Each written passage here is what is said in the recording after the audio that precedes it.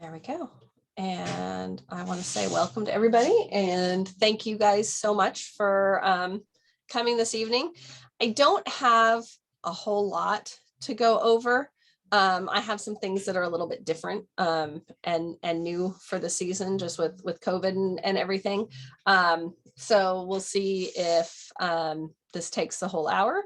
And if it doesn't, and it shouldn't, then if you guys have stuff you'd like to talk about, we can, hang out and talk, or give you more of your evening back. You guys can decide. So with that, let me share my screen.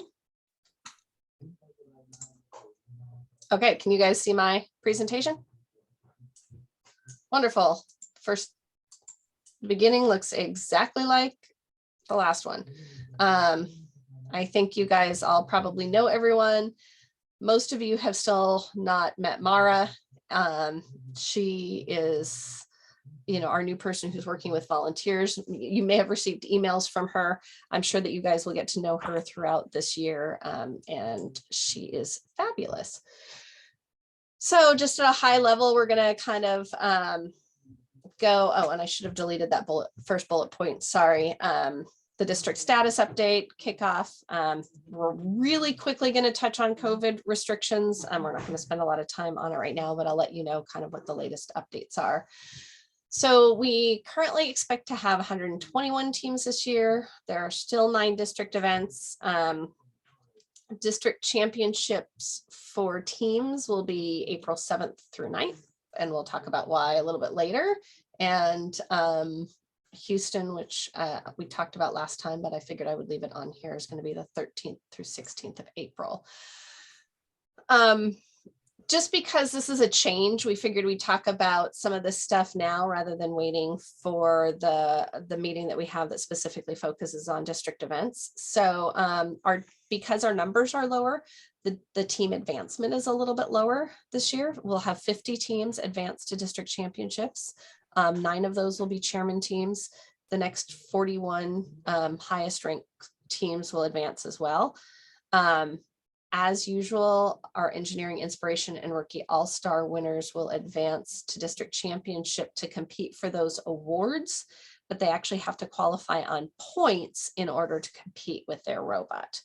If an engineering inspiration winner or rookie all-star winner goes to district championships on the award and does not compete with their robot and moves on to championships in Houston, they actually get to compete with their robot in Houston, but not at district championships. So that isn't a change, but since it's been a couple of years, I figured I would just touch on that.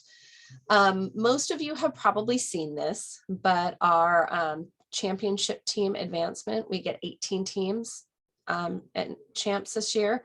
2 chairmans, 1 engineering inspiration, 1 rookie all-star, the next 14 highest ranked teams, and then 3 Dean's List finalists. So that was in a blog that went out by first, but I figured I would touch on it really quickly tonight. So now we get into some of the big changes. I'm not going to go over this whole schedule. I'm going to let you look at it, and it will be posted on our website. But if you notice, there are numbers in red because those numbers have changed.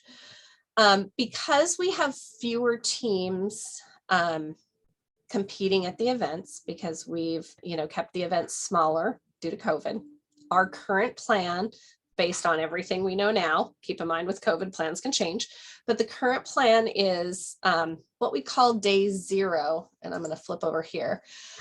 Day 0 has always been our field setup day, and normally it's the day when teams load in.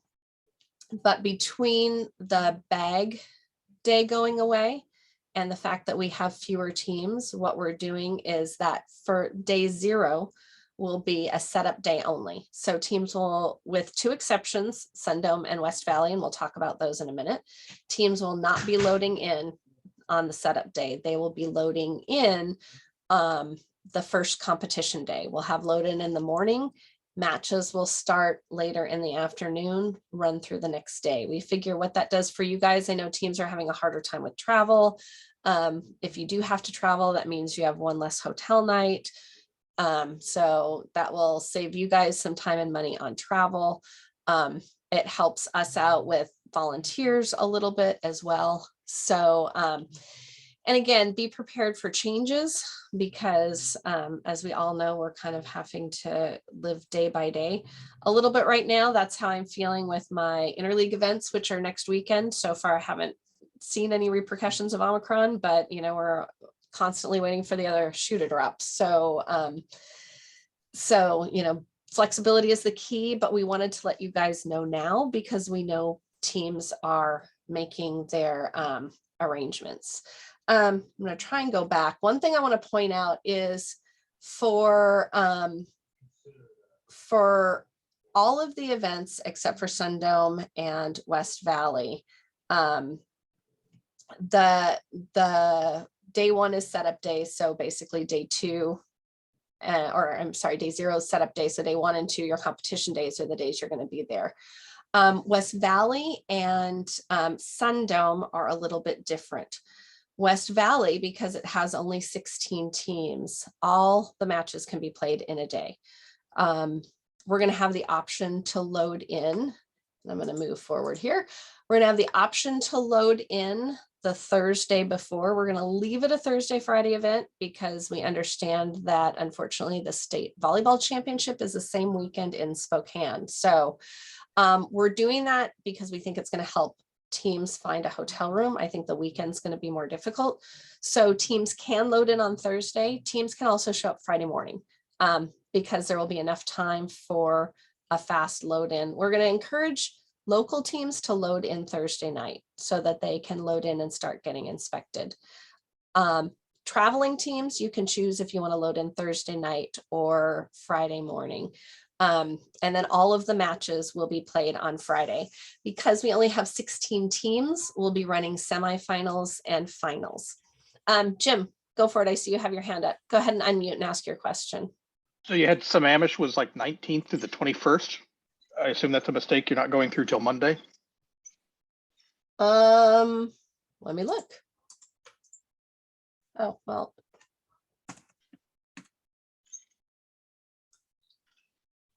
Yes, that is most definitely a mistake. So thank you for catching that. I will change that before it's posted. And Suzanne, we did because Kevin and I looked over it. Yes, these slides and the recording will be posted on our website on firstinspires.org. I'll email it out next week in the team blast, but at the end I'll go onto the website. But we do post them there by the end of the week when we have these, so they should all be there for you to see. Okay, Sundome has 24 teams. The current plan, and we actually are working on getting approval because we're talking with a number of different key volunteers first. So this is not finalized yet, but we're planning to load in and get inspected on this actually should say, see, I have lots of errors. And Kevin, we didn't catch this either. On Thursday, March 17th. Matches will run Friday, March 18th. Now with 24 teams, that is a long day. And currently with 24 teams, the number 1 seeded alliance will have a bye, but we will start with quarterfinals, go to semifinals and finals. That could change, but that's where we're currently at.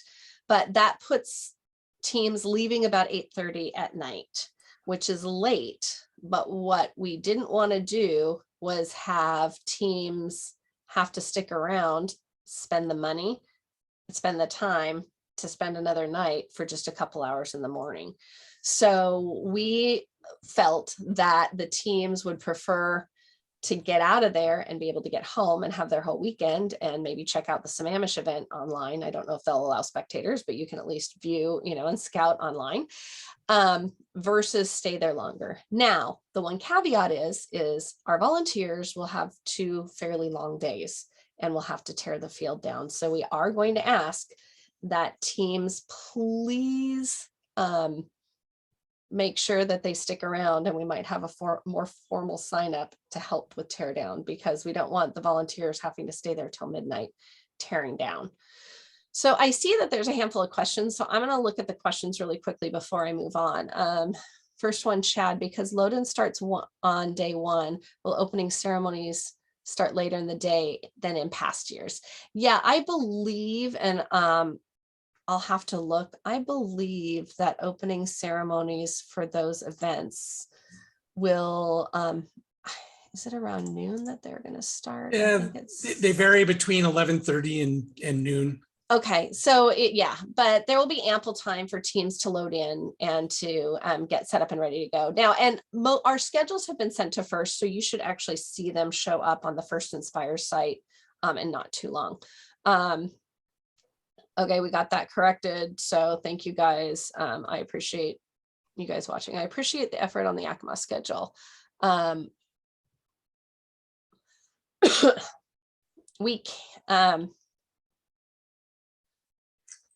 Yeah, Jeff, I hear you.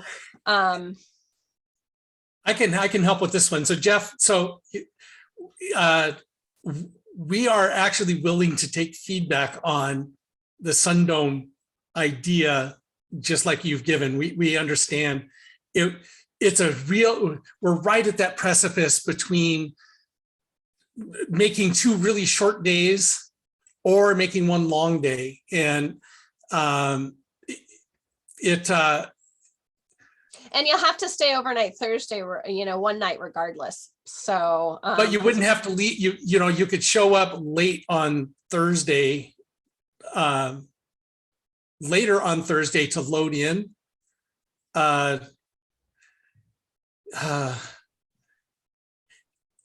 There isn't a clear answer to this, honestly. So I want to be, Adrian and I have talked about this for a long time, trying to figure out what the right thing to do here is.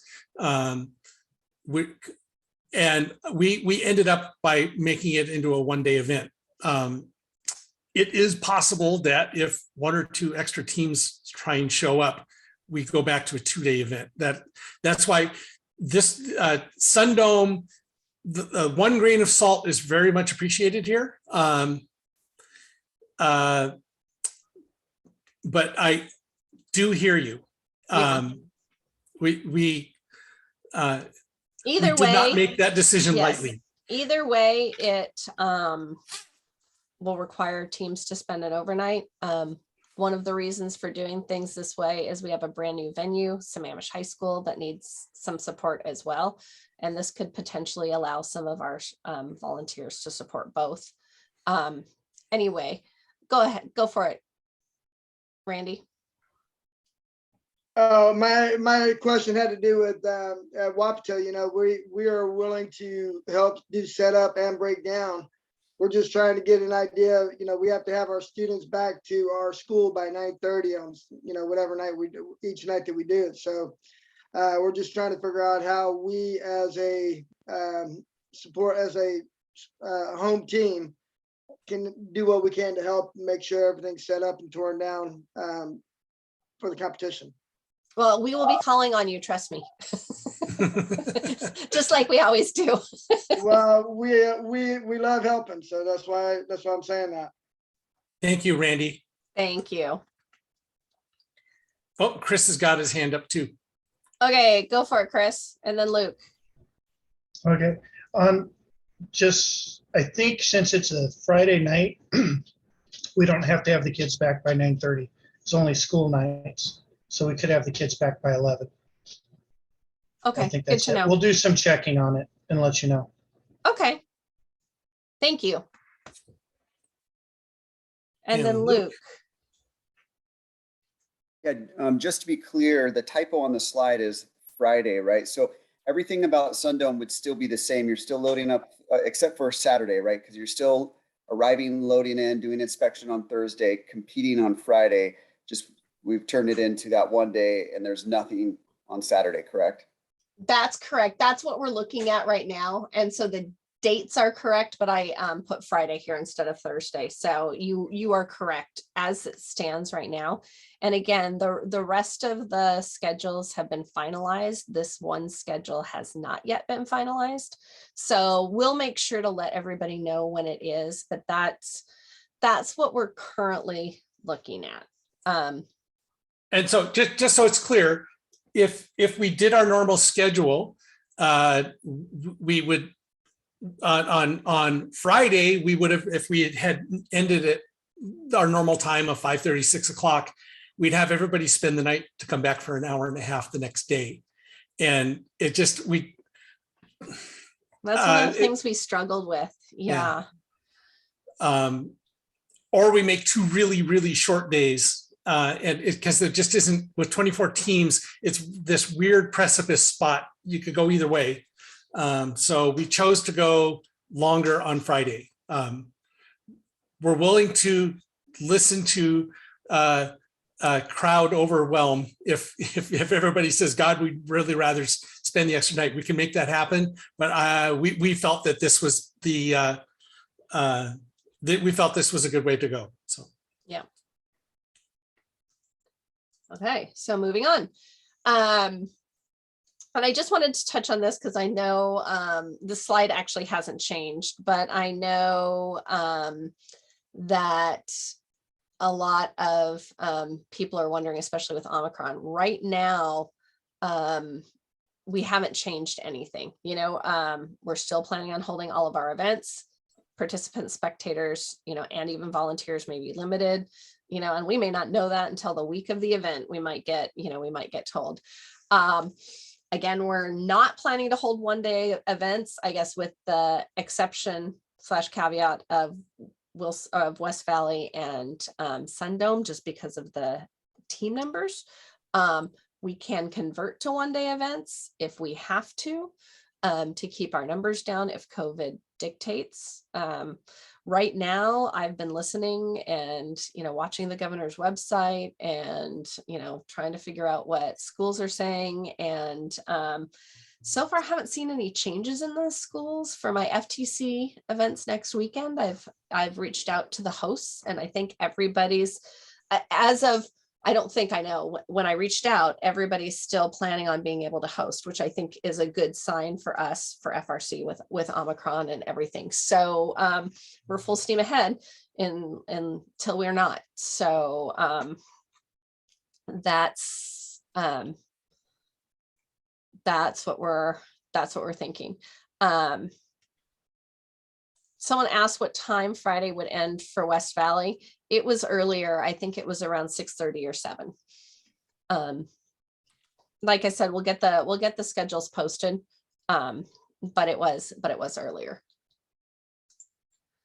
Okay, on to exciting stuff. Kickoff is this Saturday, and although most people won't be in person, I'm sure that I'm totally excited, and I'm sure all of you guys are even more excited than I am that we actually get to have a kickoff.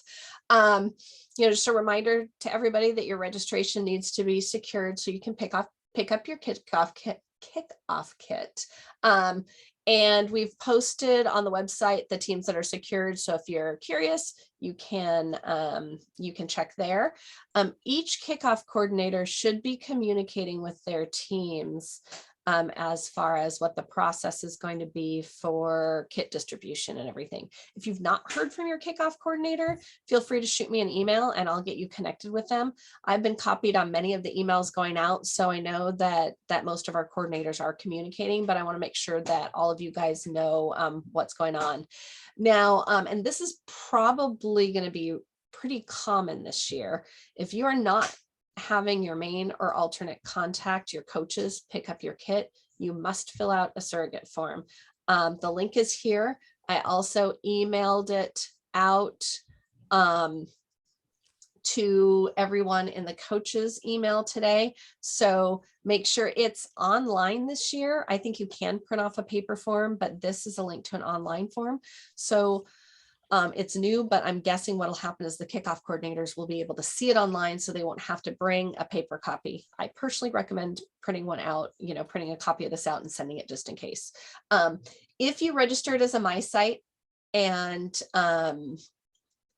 if you registered as a MySite for your kickoff kit, it's not costing any money, but your kit will ship to you the week after kickoff. So it's going to take a week or two to get to you, but it will actually ship to you after after kickoff.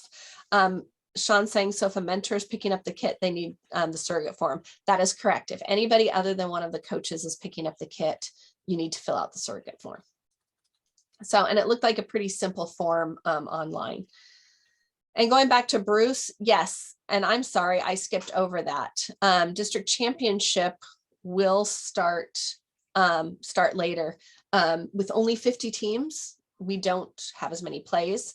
So Kevin and I, as we were making the schedule up, we realized that teams don't need to show up on Wednesday. So load in will go until 2 o'clock on Thursday morning, and we'll run some matches Thursday afternoon, evening, and then matches all day Friday. And then our typical Saturday schedule with it's either 1 or 2 rounds of quals in the morning, moving on to finals after lunch. So after an early lunch. So thank you for touching on that.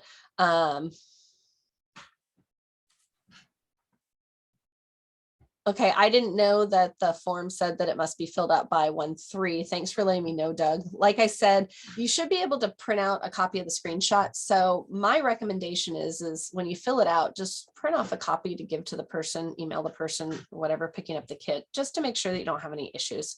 Can I link that to the chat? Probably. Well, yes, but I have to do it from somewhere else.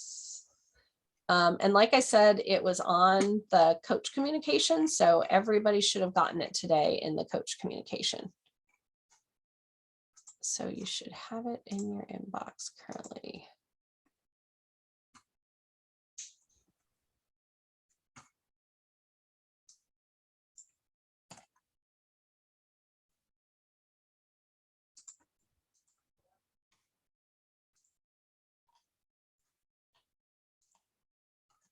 Okay, there you go. Okay, let's see. Sorry, I'm a little bit, it's been a very long couple of days. So I apologize. So I'm not really going to go over a lot with COVID safety. I just wanted to point out a couple things. We're trying to make it as easy for you guys as possible. There will be a window for doing some of this. I don't have all the details as to what that window is going to be, but I know a lot of schools are doing regular testing and things for sports. And so one of the options is an admin, a nurse, somebody from your school can test the students or verify their vaccination status, and then send me an email with their team number attesting that all the students, are certified basically to attend. And that's going to have to be early enough that I can communicate that to the venue. So it'll probably be like if you're showing up on Friday, I'll probably have to receive it by Wednesday. So it'll probably be, and actually we'll have to see since I'm traveling to the events as well. So it'll probably be a Tuesday or Wednesday window that I'll need to receive that so I can communicate that to the events. Another option is coaches can verify their student status and attest to it at check-in. So you can view the vaccination cards and or the COVID tests. It was pointed out that if somebody does a rapid test at the venue and they've traveled there with a group and they're positive, now what do you do with them? So, if they take it in front of you before they leave, then you can figure out if there's an issue and take care of it. Some coaches aren't allowed to check status, so everybody can present it at the door. And again, this might change some between now and March, but this was new information. And so I thought that I would just point it out. The rest of the slides are really the same, and I'm not going to spend your time going over them because you can read them. We've got our COVID updates page, and so you can see what those updates are by going to that page.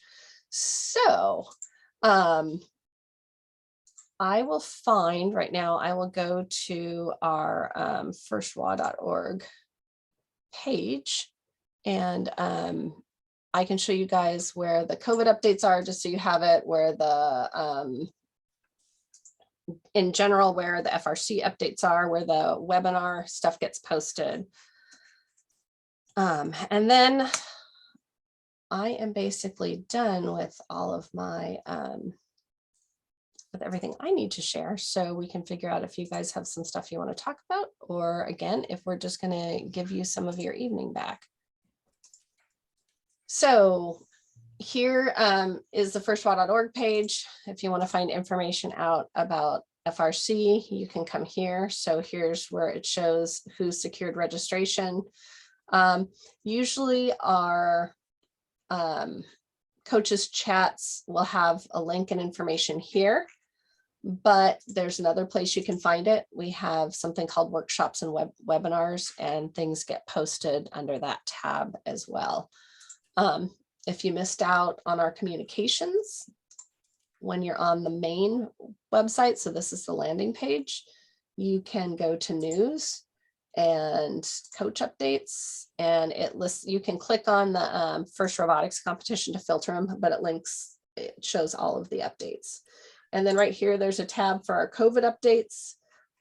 So here's all of our COVID stuff. We'll try and highlight the stuff that changes to help make it easier for all of you.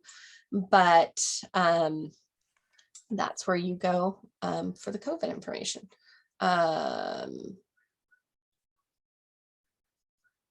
If we are done with the presentation, can we see the COVID slides for notes? You certainly can, but Cara, what I recommend is that you just grab a copy of the PowerPoint when it gets posted, and that way you don't have to worry about take notes. James, so rapid test at school Friday and then drive out there. Assuming I don't know exactly where the event is that you're going. The rapid test needs to be taken within 24 hours of the event. So so hopefully that answers your question. Jason, we have no information on OSPI. Unfortunately, there's not anything that we know that we've been told that you guys as coaches haven't been told if you've reached out. And we're equally as frustrated as you are. Unfortunately, it's not a grant that we administer. In the past, the people who do administer it have been wonderful at partnering with us, this current group. And we get new groups in every so many years. They're new, and we don't have the same partnership. We're working on creating that, but it's, you know, I know the same thing you know. We were told that they would be out by the end of the year, and they weren't, and we just don't know when they're going to come out. So James, that's a really good question. You only have to test once. So you don't have to take a second test on Sunday if they test on Saturday. So you need to test prior to your event starting. But we, First Washington, is not going to require that you test each day. Now, different schools might have different rules. And so if your school has a rule saying that you need to test with a rapid test each day, then you'd want to follow those rules, but we are not going to require that.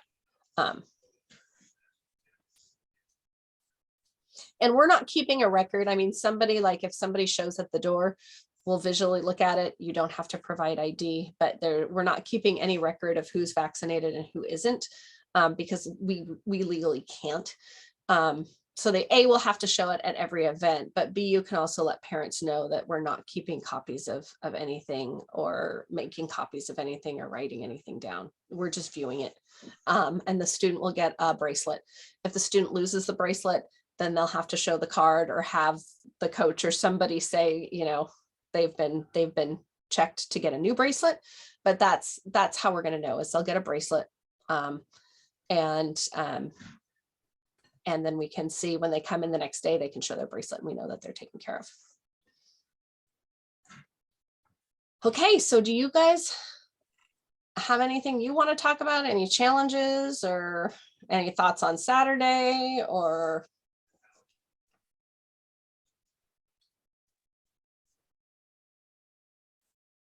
All righty then. Well, this might be a short evening and you guys can all get back to relaxing at home or doing whatever you want to do. And we will see you guys all remotely. Well, I guess we won't actually see you, unfortunately, but we will all be together remotely on Saturday viewing the kickoff. And I'm really looking forward to being able to see everybody this year and get back to our in-person events. So thank you all very much. Have Chris a put his wonderful hand up. evening. Chris has a Oh, question. Chris, yes, go ahead. Sorry, my dog was barking in the That's background. okay. I can't see Chris's hand, but anyway. The question I had was, is there on the OSPI grant, once we have the grants awarded to us, is there somebody we can reach out to and politely explain to them how much of a bind this puts us in to have it so late in the? Yes, his name is Roger Rich, and he's on the OSP website. And I have his email. yeah, and I recommend that you guys reach out to him and let him know. I mean, you know, I have been trying to politely pester him, but I think it's very good for him to hear from the schools and for you guys, not just to ask about the grant, but talk about how it impacts you because it's come out so late, and talk about, because this group's new. So they came in last year when COVID hit. So that's the only thing that they know is how they processed last year. But especially if you're a veteran coach and you know what the timeline is like, because, you know, normally this grant closes right about the time that registration starts for FRC teams. So right about the third week, it usually closes on a Thursday, then it closes about the third week in September. And usually no later than mid-October, the admins at the school have been notified that they've, you know, what their grant award is. So, and sometimes it's like within a week and a half of the grant closing. And so I can say that till I'm blue in the face, but when he hears that from you guys, I think that it makes a larger impact. So I very strongly encourage you to just nicely reach out to him and say, hey, this is really putting us in a bind. Here's why, here's what we're used to. And then hopefully they'll work with us, because they didn't talk with us about a timeline. So I think that they just don't understand. So, and they're overworked like everybody else right now. I think, you know, they're struggling. So yes, please reach out to them. Please be gracious and professional. Yes, please be Yeah, gracious. I was not necessarily being sarcastic when I said politely. I, you know, and trust me, I have to really bite my tongue at times, because I have to write what I want to say and then walk away and then walk back and read it again and go, oh, I really shouldn't send that. And then write what I really should say and then walk away and come back and look at it and go, okay, yeah, I can send that. So Yeah, I did send him an email last week and I got a reply back, I think it was Tuesday, saying that it's in the step before the allocations. So like you said, it's in the final phases of it. They're just waiting for, they got to send it somewhere and then it comes back to them for allocations or something. yeah, So, all right, thank you. you're very welcome. We are very sympathetic to your angst. Yes. We have been angsting for several months about this because we knew that it was going to be late. Yeah. So we have no power in this.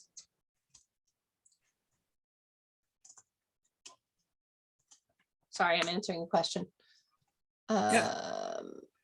So just in case you guys are wondering, we're going to pick our kits up.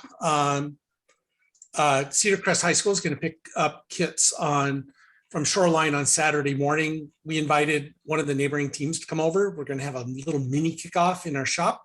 And I'm sure just like all of you, I've got all new kids. I have 2 kids that have done FRC before. Everybody else, no, they're all new. So we've had an enormous loss of institutional knowledge on the part of the students. So, and so we're going to team up with Monroe High School. They're going to come down and we're going to build a robot base so the kids can see how the control system works and how stuff's wired up. And so we'll sort of help get their kids who are also all new sort of introduced to things. So that's kind of what we were planning. We're going to try and do a little brainstorming session like we would do at one of our normal kickoff events. I know it's probably a little late to be planning that, but if, just thought I'd point out that's what we're planning on doing rather than just doing a solo thing. So, yeah. I'm dying to see the field. I have no knowledge whatsoever of the field. I know exactly as much as you guys do. And I'm looking at 10 sheets of 3/4 inch plywood going, what the hell could they possibly be building? Because the practice field is 10 sheets of 3/4 inch plywood. So I'm throwing my guess out there. I think it's a loading dock. That I envision having to go up on a loading dock and move something. So anyway, there's my guess. I have no knowledge whatsoever about the game, so don't think that's a hint. But anyway, I think it should be interesting. Kevin, my guess has been it's going to be kind of like the Recycle Rumble. Oh, Recycle Rush. Oh. Yeah, Rush, that was one we didn't do. That's right. Could be. Yeah, because you were doing something fancy for NASA instead.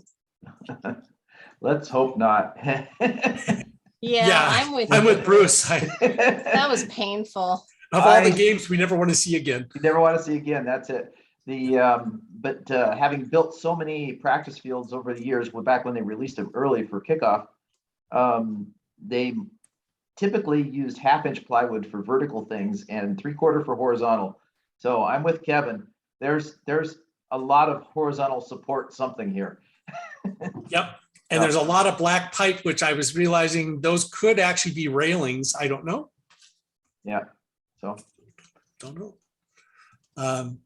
So it'll be interesting to see. My kids, of course, have watched every one of the hint videos and have parsed everything down to the most minute detail.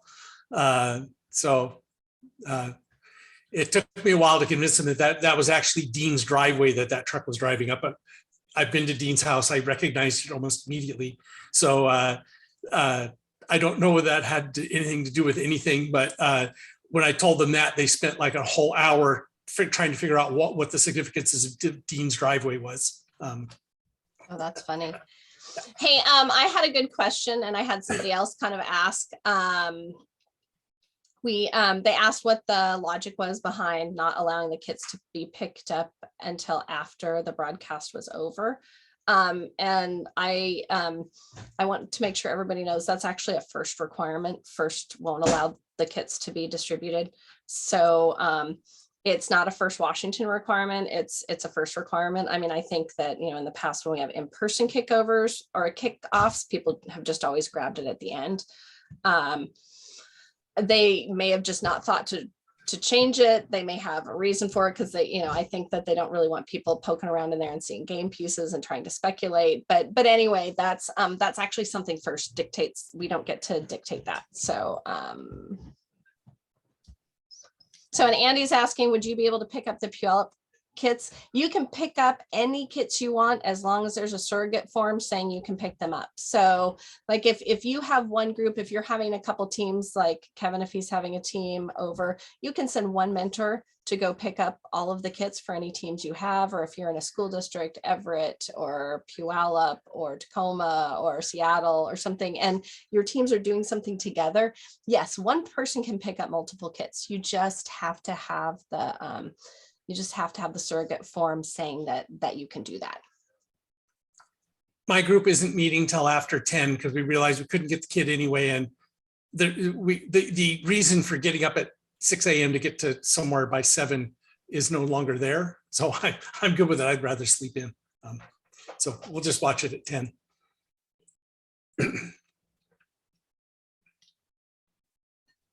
Cool. Well, I know that I've got 4 teams coming. We can't let anybody into our building at Wapato. So we have Umatilla, Union, and Mapton coming by to pick up their kits from us out front. So I get to stay with the cold while they come and pick up their kits. Just to confirm, Kevin, isn't the kickoff video 9 o'clock Pacific time? yes. Oh yeah, it's but we're noon going to Eastern. watch the recording. Oh, okay. Yeah, I did. I live in a hilly area that like yesterday there were cars strewn everywhere. So we just decided there's no real reason for us to risk getting up that early when it's been so icy. So we're just going to do it at 10. The kids, I'm sure the kids are going to watch it at home first. That's fine. I'll wait till I get back. It's all good.